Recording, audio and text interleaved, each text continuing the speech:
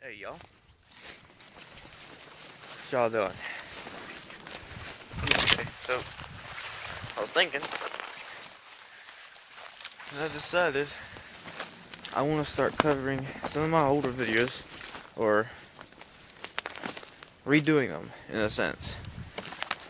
Talking about things I might have missed, showing you more examples, etc., etc. I'm not going to do it with all of them.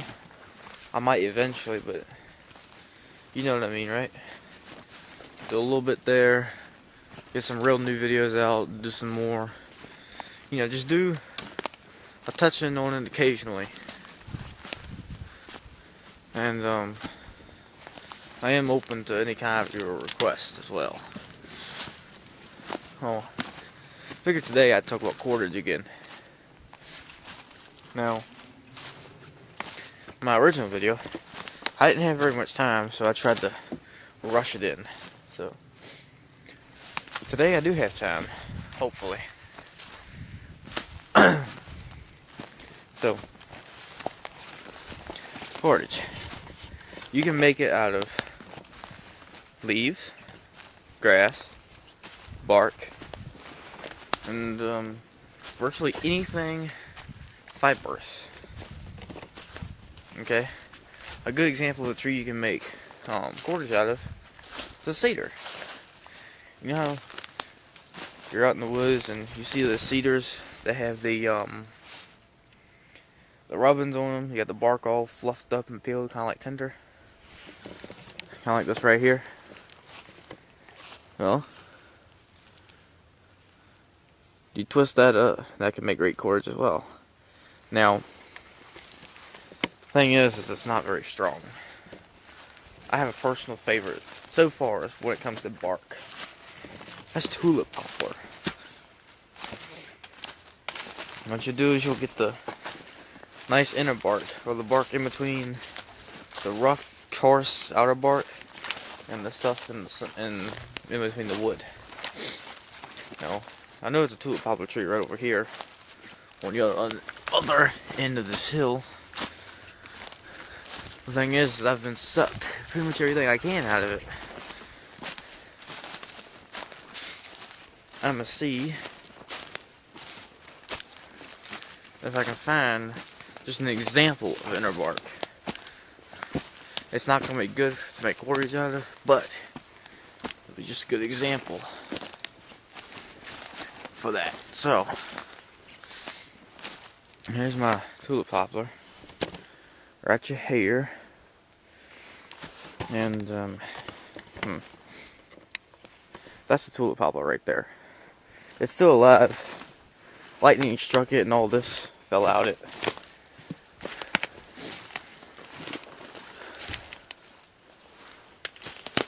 Alright. I don't think I'm going to get bolts enough to off of this. It's pretty long gone. I mean, this happened. All this poplar right here came down pretty much maybe a year after I started getting into bushcraft.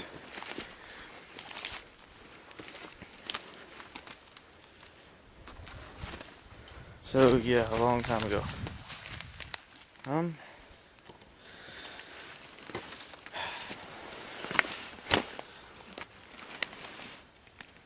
No, this isn't gonna work.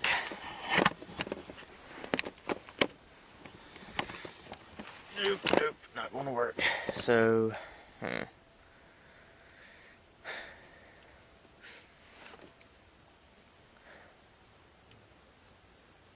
don't know where any other good poplars are.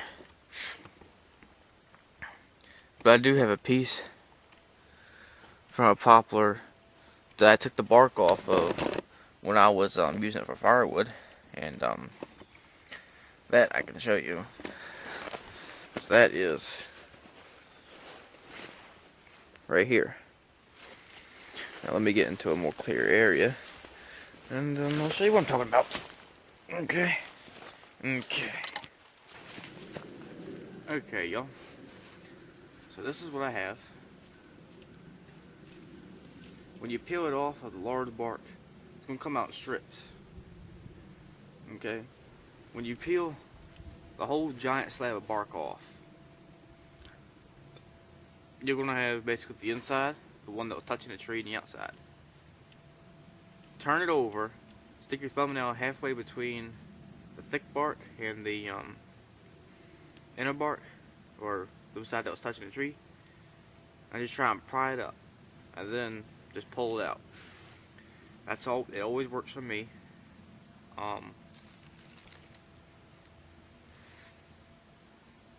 You'll typically get little pieces like this. Okay, and if they're so thick, you can stick your thumbnail halfway in the middle and peel it into two. Now, this is ideal thickness and so on. Now, a good general rule for cordage is wrap it around your finger. If the material wraps around your finger and doesn't break, you can use it for cordage. Okay? Well, you could use this for quick lashing if you wanted to, if you was in a hurry.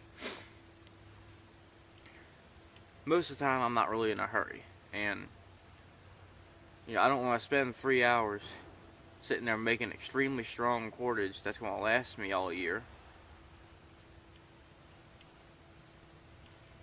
What I basically do is I'll settle right in the middle. Strong, but not too strong. And of course, you want to get some grip on your hands, so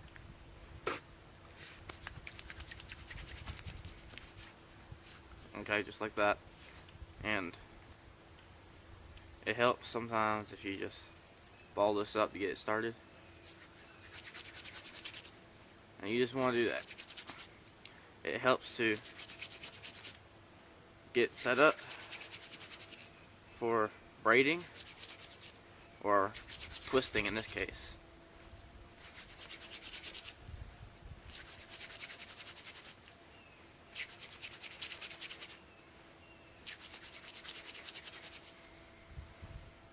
And another thing about tulip poplar is that also this bark makes a great tinder.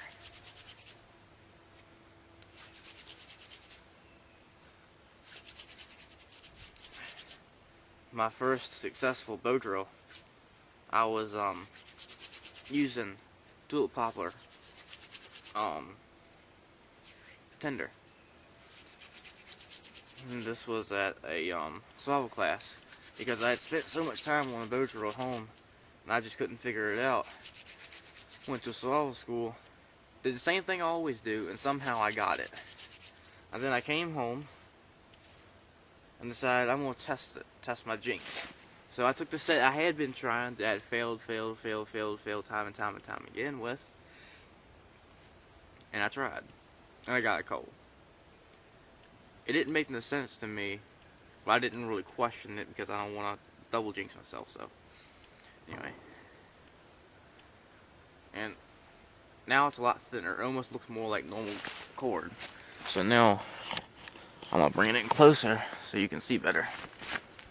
Okay, you got your cord. You've already done this. You can do it more if you like, but I'm not normally going to do that. So what you're going to do, you're going to twist one way and then twist the other way. Okay, you're basically doing this. Twist it in two opposite directions with your fingers and wrists. And you're going to twist until it overlaps just like that. And then you're going to pinch it. Okay. Then what you're going to do is you're just going to twist it. Grab this end with your middle and ring finger and then move it up. Twist. Do the same thing.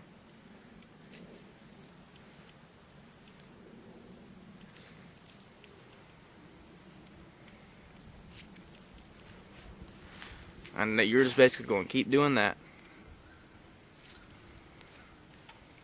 a while.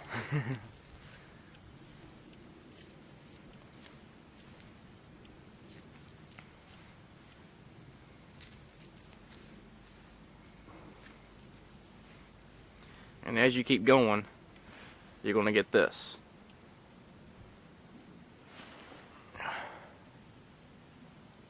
A nice, very even twist.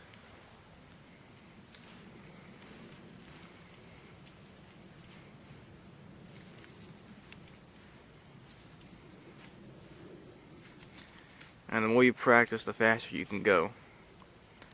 Now, the tighter you twist it, the stronger it'll actually be. Now, if you twist it too tight, it'll break easily. So you want to get right there in the middle. Halfway between really tight and loose. Okay, you can see already I'm starting to get a little bit going.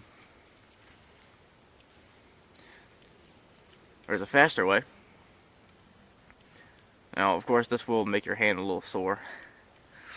But it involves taking this whole strand and then just twisting it all in that one direction. Twisting it as tight as you can, and then doing that to this strand, and then just slowly twisting this and letting it ride up. Okay, but that's not going to give you nowhere nearly as strong as a product as this.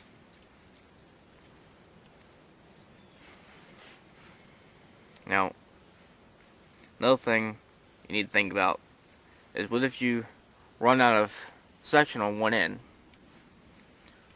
Genuine concern. Well, all you have to do is splice it. Now, you don't want to splice both ends on the same spot. Like, you don't want to splice your two new cords right here. Okay, if you're going to do a splice, you want to do the splice about, I would say, I normally do right here, far from the next end. Sometimes I'll do this close, but normally I like to go back here and do it just alternating. Now, to show you how I like to do a splice, I'm going to break one of these and I'm going to splice it back in. So, because this is actually a pretty strong cord, I'm going to cut it.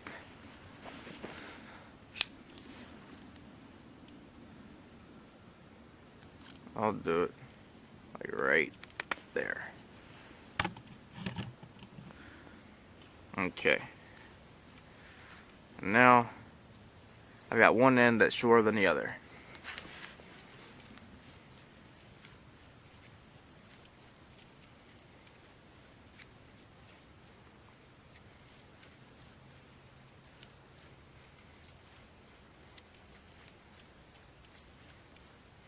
Now, once I have about that much hanging off, actually I might go a little closer.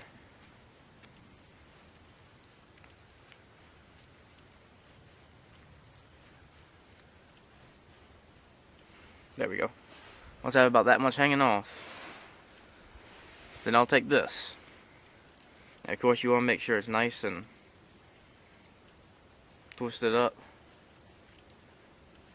Okay, then I'm just going to feed it in, and then I'm just going to twist it in with the strand. I like to twist it extra tight so I can get it pretty similar to the same diameter as the other string.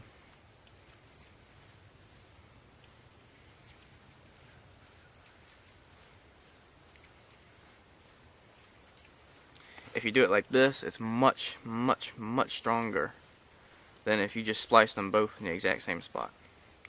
If you slice them both in the same spot, it's still strong enough to use for simple lashing maybe, but it's not going to hold up to anything hard and rough.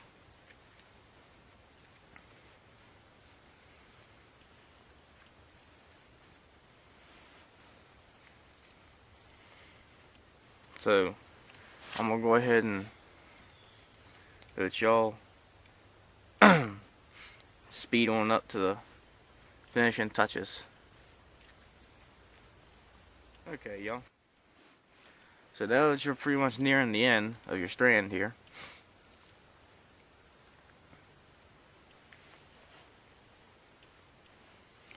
okay, let me show you how this looks.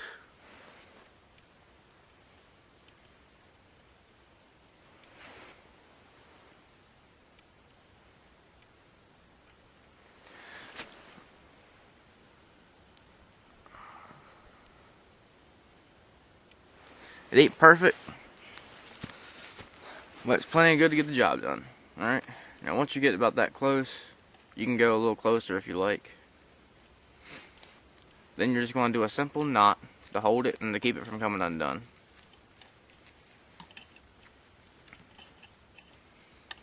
Okay, simple little knot. I'm going to do just a little overhand knot. Pull it tight. And there you go. That's making string in the wild. You can make string out of yucca leaves, cedar bark, tulip papa bark, cattail leaves. I've made them out of cattail leaves. Plantain leaves. You know, they have little fibers inside them. You can make pretty good, actually strong cordage out of that. What is it I'm trying to think of? Dogbane or milkweed. The fiber of it, the fibrous stalk, you can use that as well.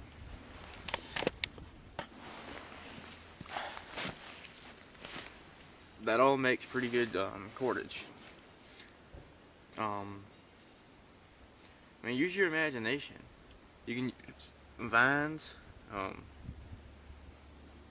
anything, even your own clothes, if you need to. It's an emergency. Although, to be honest, I would much prefer paracord over this. Paracord's gonna be much stronger. The real paracord, anyway. And a little thing, if you're trying to make a snare, you've already got a ready-made loop built in to your cordage. I'll show you how to do that real quick. Take the end you started with that you twisted over.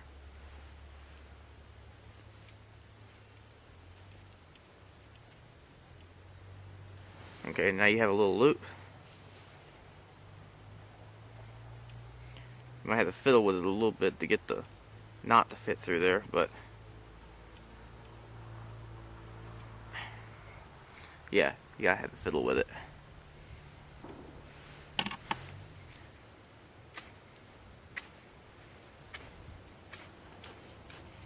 There we go. I had to get rid of some of this extra thing. Here we go.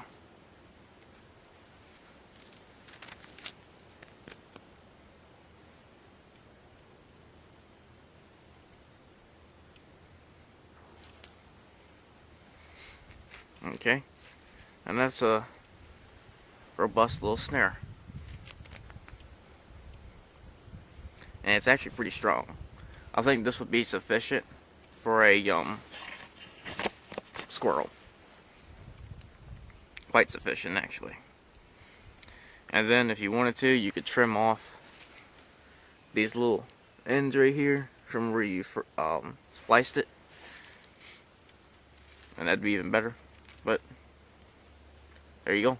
Or you can have one of those little Indian things that go on your head, or a necklace, or whatever. This won't fit around my big head. But anyway, if you enjoyed this video, hit that little like button, that little subscribe button as well, and comment, because I really do like hearing what y'all got to say. And see y'all then, or later rather. I'm out.